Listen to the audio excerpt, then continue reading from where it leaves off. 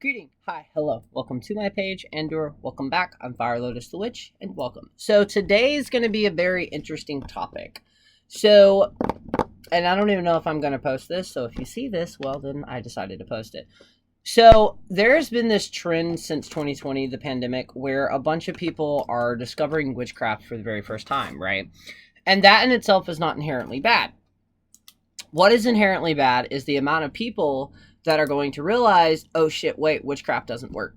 And the reason they're going to come to that conclusion is because there are a bunch of creators, and I'm not going to say their names because I personally don't know them or don't know who they are, but I've seen it. A lot of people go onto an app and they make witchcraft seem simple. And don't get me wrong, there are a lot of things in witchcraft that legit are simple. Luck spells, doing the first spell just to see if it works, right? But what they're not saying, and it's one of the reasons that, like, I don't know how I feel about even being part of witchcraft communities on certain apps, is due to the fact that you have all of these people.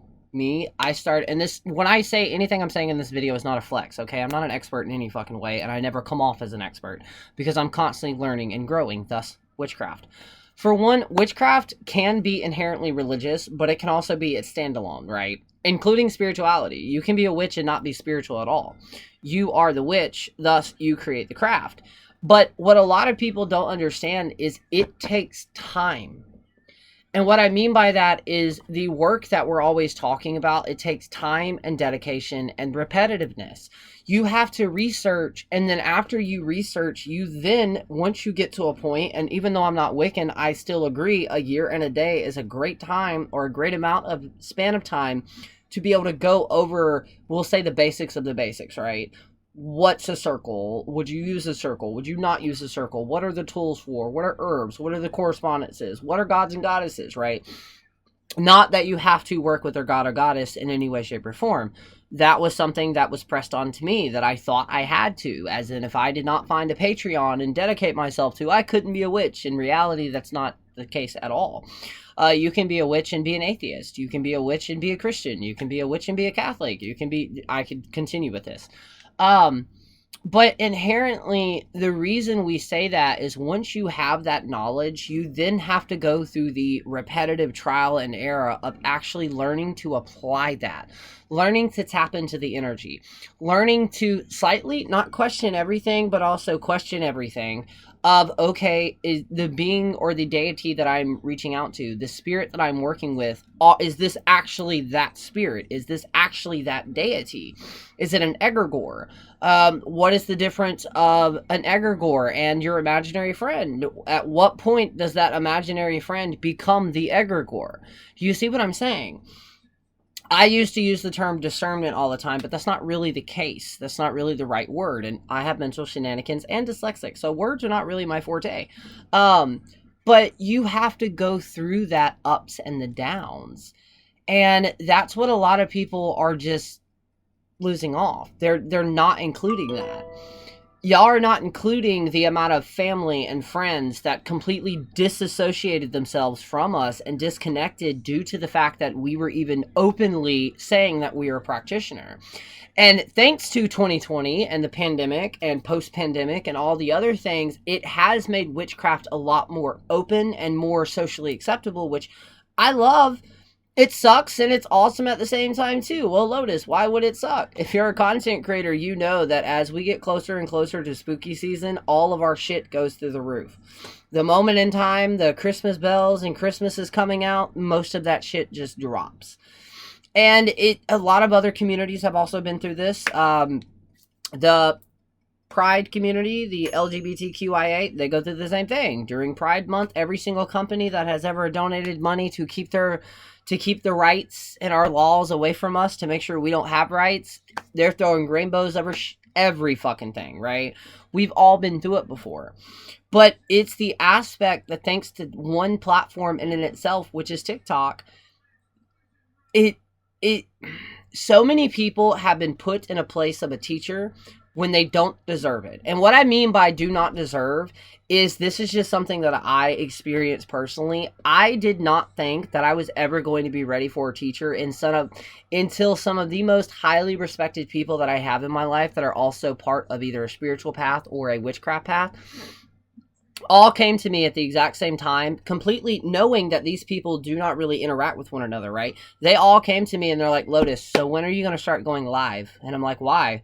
When are you going to start teaching people? Who? Who are you talking about? I'm just an owl at this point. What the fuck are you talking about? The same is with that. It's just like in some communities, you know, you don't call yourself an elder. The community itself gives you that authority, right? And a lot of people don't understand that. And I've been over the videos of how many years I personally think, and a lot of other practitioners also believe, you need to have under you before you start teaching. Again, in order to fully teach somebody, you need to have not just the knowledge, you need to have the experience of what happens if shit goes south.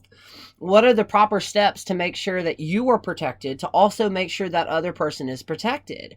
And eventually, we're going to talk about the aesthetics. Aesthetics is one thing, but aesthetic does not dictate knowledge, okay?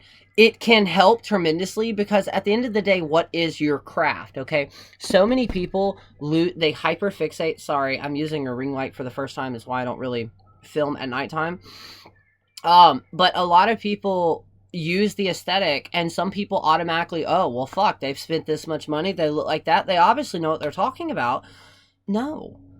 But so many people hyperfixate on the term witch and not enough on the craft, okay? Witchcraft, which means your witchcraft and my witchcraft, there's going to be different because it is your personal craft. It is something that you mold and bend and shape and rip apart and then reconstruct over the course of years. Okay, you can go out and spend every single fucking book you ever found on witchcraft. It's just like, rest in peace, Witchfoot.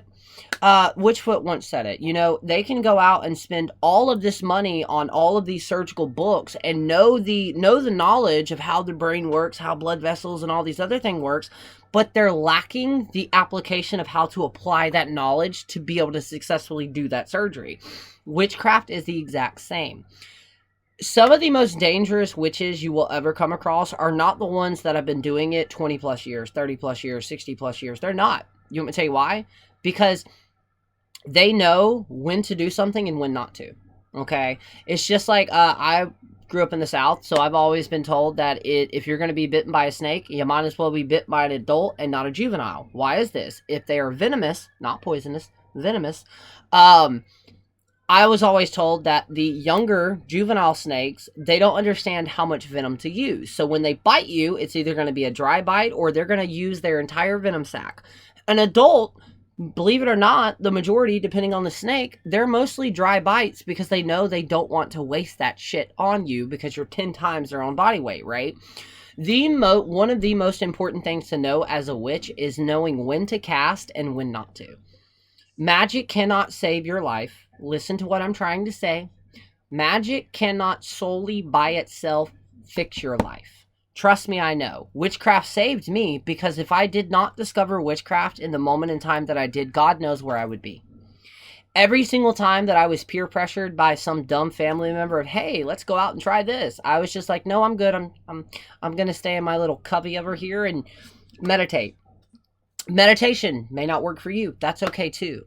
So I'm not going to say here are some red flags. That's not up to me. But here are some things that I personally learned that may be a red flag. If you come across a teacher or a mentor, and I'm using a slight air quote, there are some things they need to have. For one, they need to have a certain amount of experience, okay? For two, if at any point in time they utter, well, my teachings and my thing is the one and only, you'll learn more doing this than everything else, that's probably a red flag because it's the same reason public school failed so many generations. We all learn differently, okay? You have to be able to apply that and take it from somebody who suffers from a lot of mental shenanigans. If you're new here, I do not like using the term mental disorder because I'm not disordered. I'm just wired differently due to trauma and environmental issues, right? So for the longest time, I thought I was dumb. I thought I was stupid. No, I'm not. I just see the world differently. I think differently. I used to spend as much time as I could finding every single anti-depression spell known to man, and I did them day after day, week after week, month after month. And there was a slight placebo effect, right? And if we really want to get in the nitty-gritty of witchcraft, it is not a placebo effect, but it is slightly based on faith and not based on faith at the same time. It's very weird. There was this thing that I was told about voodoo, or correction, voodoo. Different pronunciations and different spellings dictate what type of voodoo, or yeah, voodoo. But I was always told that's the difference of voodoo and witchcraft. Witchcraft, you have to believe in it. Voodoo, you don't. I'm not a voodoo practitioner, so I can't tell you if that's real or not, or true or not. But what I can tell you is faith and the belief that you can. And it goes deeper than that. If you do a spell to get a job, if you do a spell just to get a book, whatever spell you're doing, if deep down inside you don't think that you deserve it, it's not going to work, because you don't really need it. Because you think you don't need it. Do you see what I'm saying? That is also one of the reasons that some people, I call them manifestors, and a lot of us do have mental shenanigans. Specifically, we experience depression. If you've never experienced depression, so bless you. I would never curse upon anybody, right? But in those moments where all hope is lost, we somehow find a way to summon energy that we don't even know we have to be able to pull that thing to us, right? Sorry, I have ADHD, so let's get back to the subject. It is your craft, which means you're going to go through trial and error of things that work and don't work. For an example, as a practicing medium, this has just been the past year and a half, as a recognized medium, as in I recognize myself as a medium, I tried all the meditation videos. They don't work. Why? I'm neurospicy. I have ADHD. Do you know how hard it is to quiet my brain down unless I add a shit ton of gardening effects to that? It's very hard. But I learned that it just wasn't my way of learning it. It's the same with y'all. It's the same with you. My teachings may not resonate with you, but there may be one or two key things that may trigger that to be like, oh, wait, no, this. Again, I never claimed to be an expert, but the amount of people that we are going to see in about 5 to 6 years turn around and say that we're the crazy ones because witchcraft doesn't work. It doesn't work, A, because whoever you're following or whoever you're learning from in some aspects, they're not carrying certain things. Or it's the fact that all they're doing is showing you shortcuts, and in witchcraft, there are no shortcuts. You may make your own path, but there are no shortcuts. Example A, for the amount of times that I was like, oh my God, intention is the only thing that matters, really. Then why am I seeing arguments on how people pronounce Hecate? Or Hecate, Hecate, Hecata. It's all about the intent, right? So as long as you get up to that altar, you get up to that table or wherever you're at, and you're about to say her name, as long as you have the intent of being respectful to her, do you honestly think she's going to shun you? No. You know who she is going to shun? The people that are bitching and complaining of saying, this is the proper way of working with her. This is the proper way of doing this. You don't know that. You want me to tell you why? All the gods and goddesses we work with in some degrees are archetypes. You can get 10 witches who work with the exact same goddess for the past 10 years. And yeah, they're going to have very similar experiences, but inherently it's going to be different. Why? We perceive energy differently. You could get 2 sets of identical twins, and in some aspect, even though they're very connected in a way that most people don't understand, they're still going to perceive the world around them slightly differently.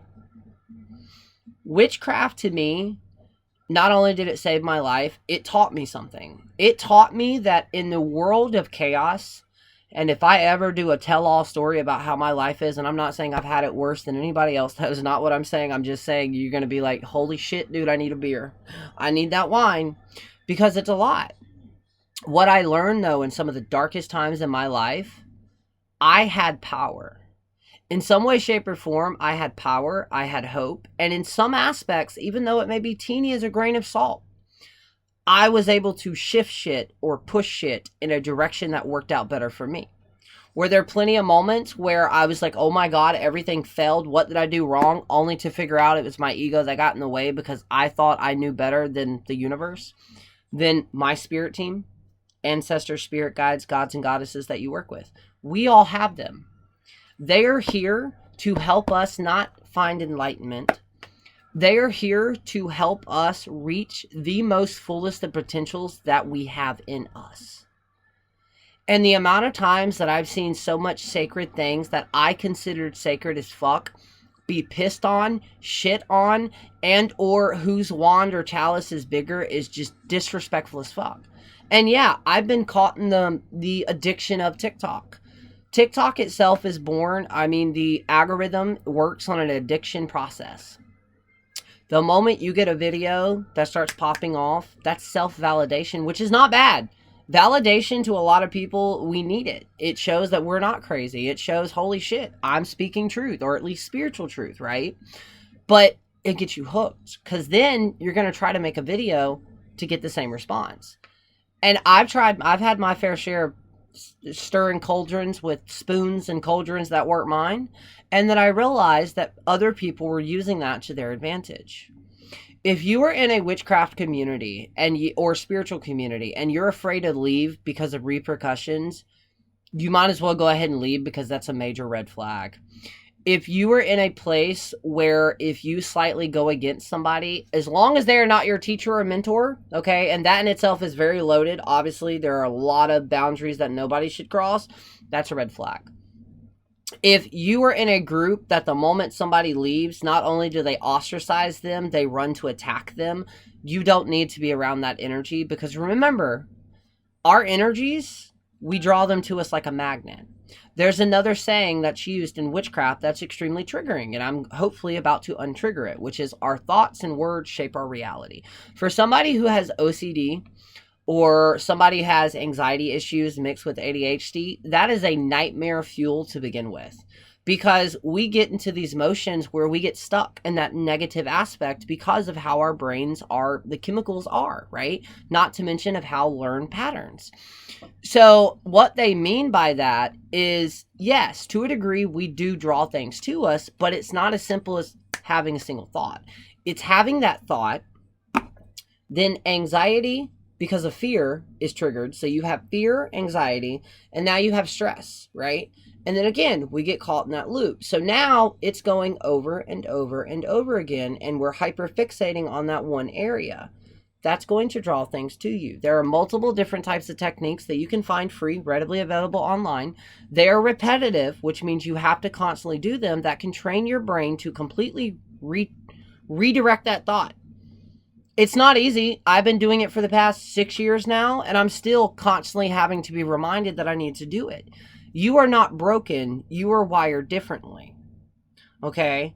And unfortunately, in the witchcraft community, there are people that will they will look for other people, and to them, all you are is a giant bright light of potential. And for some reason, I don't understand, because I've met a lot of them, they will see that potential and they will try to squash the fuck out of that by inserting doubt, by inserting anxiety, by making you question yourself.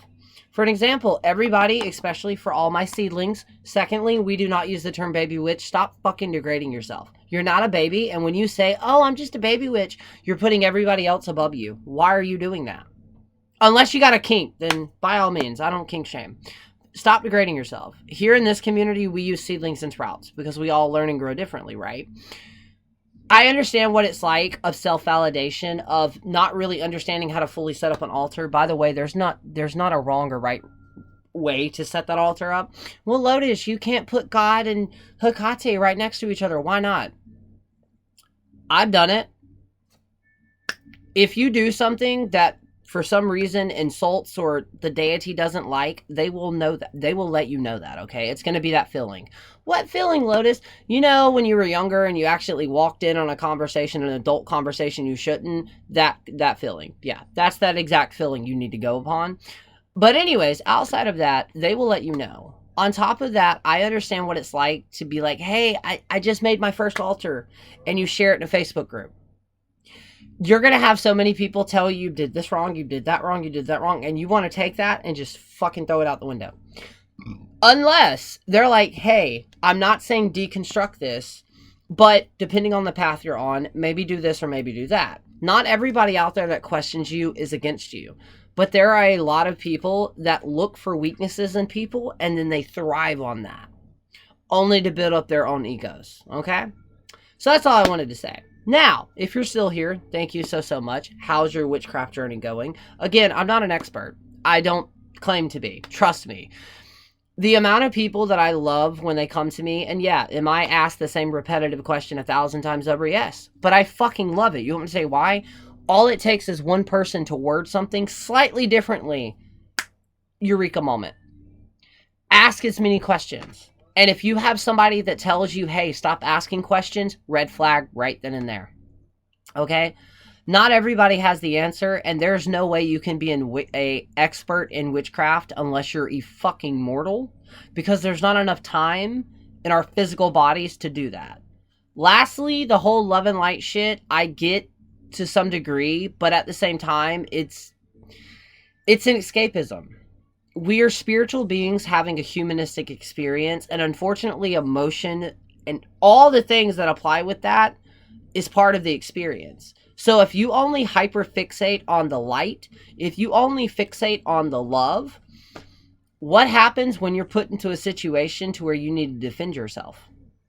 Yeah. And again, not all Christians are the same. Not all witches are the same. Not all Wiccans are the same. Wiccans, just please stop doing the whole, threefold law down our throats. But they're not the same. What works for one witch won't work for the other. The only thing is you've got to figure out what works for you. So, thank you. I hope this resonates with some people. I hope y'all understand what I'm saying. I'm not going to post this on TikTok because I don't want the backlash of the, oh my God, you called me out. Oh my God. I wasn't talking about a single fucking person except for things that I've seen.